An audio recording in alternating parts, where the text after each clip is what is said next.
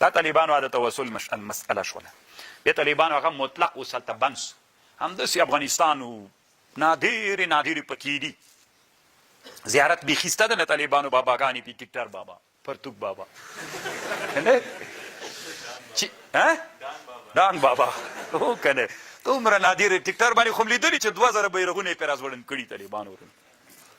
هسې یوه خبر به درته وکړم طالبانو ورونو، موږ د احنافو د مذهب یو عالم تېر سوی هغه لیکلي دي دا زیارت ته چې چا داسې شی راوړ لکه ښه نوی دسمال یې پرې وتړه، نوی دسمال یې پرې وتړه. نو بعضې طالبان کله پوښتنه کوي دا نوی دسمال زه راخلاص کړم که راخلاص یې نه کړم. دې کتاب کې پوښتنه تېر کړې طالبانو دا د لقطې حکم لري. یو شی دی چې داسې پیدا کړو دا لقطه ده، نو چې پیدا دې که دا د چا ده دا د چا د خپل مالک ته به یې بېرته ورکړي. که مالک ویلې زه یې نه غواړم بیا طالبانو دا اسراف داسې خرابېږي راخلاص یې کړي جب کې واچو مخ پې واچوه. قسم په الله طالبانو په همدې فتوا کړې د عثماني خلافت یو حنفي عالم تېر سوی له نن نه 2-2.5 کاله مخکې دا فتوا یې کړې په دې مستقله رساله جوړه کړې.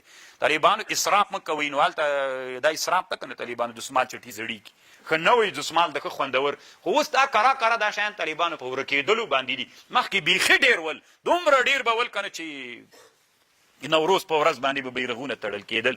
انقلاب راغلی طالبانو بدلون راغلی. دا دوی چې تر ډارېږي چې قرآن ترجمې بندې که مطلب یې دا د طالبانو چې بس دوی او زیارتونو کې دوکانونه یې پیرانو دوکانونه شروع کړي. پیران ټول طالبانو اوس په دوکانونو بدلیدونکي دي کرا که نه پیرې طالبانو دوکانداري مو سره لري، شب دوکانداري خامخا ورسره لري، کنې هغه د یوناني دواخانه خې ورسره جوړه کړي طالبانو ورونو. زیارت منو که یې نه منو طالبانو؟ دوی وایي نه مني، موږ یې منو. زیارت ته ورغلو السلام علیکم یا د الله مؤمنانو په تاسې د سلام وي. هلته چې ورغلې دعا ورته وکړه عبرت و پند ترې نه واخله ومومنه که ونه منه. دوی وایي نه داسې به یې منې چې سم داسې ورته وایه چې خره پنډ هم در نه وغورځېده راورسېږه. هغه وایي طالبانو روح الماني یو جي کې لیکلي دي، تاسو طالبانو غږ سئ. روح الماني یو جي کې لیکلي دي وایي زه یو ورځ ناست وم په یو مجلس کې په بغداد کې، یو چا غږ وکړ ای عبدالقادر جیلاني صاحب راورسېږه. دا څوک سو طالبانو؟ استغاثه سوه که نه؟ وایي ما ورته ویلې چې دا شرک ته ناروا ده. استي وایي ما ته وایي ویلې چې عبدالقادر جیلاني صاحب دا اوس دومره علم لري چې د ما په سر کې څومره ویښتان دي په هغو علم لري. ته ما ته وایي چې دا ناروا ده. روح الماني خپله وایي ما ته ویلې چې دا ناروا ده. وایي ما ته یې ویلې چې ما پسې مشوره کړې وه چې له اولیاو سره یې ورانه ده. چې وایي په ما پسې مشوره کړه چې له چا سره یې ورانه ده. نو طالبانو که دا ولی عبدالقادر جیلاني رحمه الله خبر سي او نن عصر کې ژوندی وای داسې ورته ویلي وای چې خلک په تا کومک غواړي طالبانو هغه به څه ویلي بله فتوا به یې چی کړې وه چې شرک کوئ. نو دی د اولیاو بیزه وایي ما پسې مشوره کړې وه چې اولیاو سره یې ورانه ده طالبان. ما هم یو وخت کې طالبانو دا ګډېدا باندې ردونه کړي ول بیا ما پسې مشوره کړې وای اولیاو سره وران ده. نو مې یو اولیا دي یو ګډېدونکي دي طالبانو. ما له ګډېدونکو سره ورانه ده طالبانو نه له چا سره. ولی طالبانو ولی خو د الله دوستان دي طالبانو ولی سره به یې چا وراني. نو دوی طالبانو دا ګډېدل سره ورانه نو دوی وایي موږ د الله اولیا یو ستی الله اولیاو سره ورانه.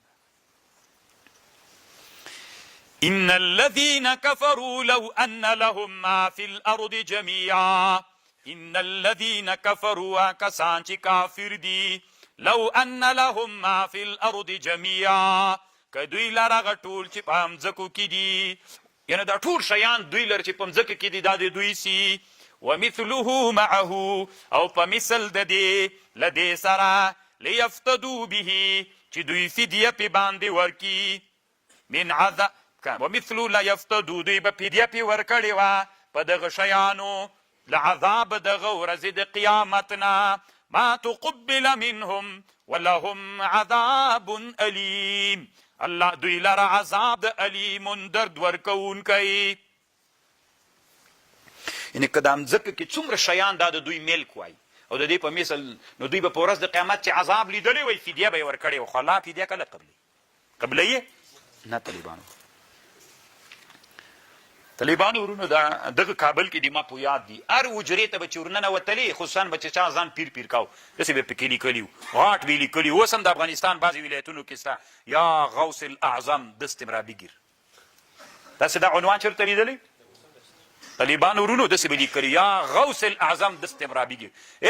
لوی کومک کوونکی څوک د طالبانو لوی کومک کوونکی څوک ده نه د الله طالبان عبدالقادر جیلاني صاحب هو نو طالبانو دوی به داسې لیکلي یا غوث الاعظم ای لوی کومک کوونکې دست امرابي ګیر کومک را سره وکړه کنه نو لوی کومک کوونکې عبدالقادر صاحب کومک را سره وکړه نو تا طالبانو چې شرک نسی چې دا ناروا نسی یو مولانا مې اورېدل طالبانو ویلي وي چې څوک دا وایي چې دا ناروا وي دا وابیان دي دا پلان ده پلان ده نو موږ به وابیان یو انسانان به له شرک نه را طالبانو متبادر حقیقت وي که مجاز چې کله سړی یوه خبر واوري متبادره معنا یې چې ذهن ته راځي حقیقت ده طالبان متبادر څوک ده نو یا غوث العظم ای لوی کومک کوونکی څوک ده دوی وایي عبدالقادر جیلاني صاحب د کومک را سره وکړه دا هغه د طالبانو روح الماني چې وایي چې دا څوک ده دا ناروا ده خو اوس طالبانو الحمدلله دا الله ورک کړل بیخي یې دلته په کابل کې انشاءالله پیدا نه کې نور ولایتونو کې هم داسې کرا په ورکېدلو باندې خو بعضې ځایونه کې سته طالبانو درښیم یې نه الله به یې ورک کړي نه مولانا جي نه مه ښیه مولانا